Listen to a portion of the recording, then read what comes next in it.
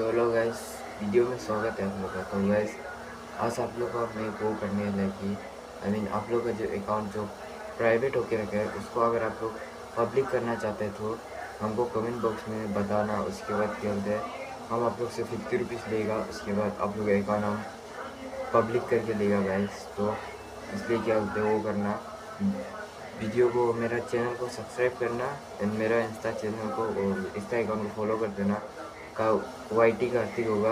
उसके बाद मेरा यूट्यूब चैनल का नाम है कार्तिक सुनार ब्रो होगा, उसको सब्सक्राइब करना जल्दी से। उसके बाद क्या बोलते हैं, अपना हमको जल्दी से कमेंट करना आपका अकाउंट प्राइवेट है कि पब्लिक होके रखा है। अगर आपका अकाउंट प्राइवेट होके रखा है बोलने से हम आपका चैनल को वो कर देगा, पब्लिक कर देगा।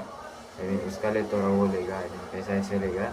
इसलिए जल्दी से मेरा अकाउंट को फॉलो करके मुझे कमेंट में टेक्स्ट करना है, तो डायरेक्ट मैसेज में टेक्स्ट करना। थैंक यू गाइस, सपोर्ट दिखाना, शेयर करना, कमेंट करना अपने दोस्तों को। Thank you.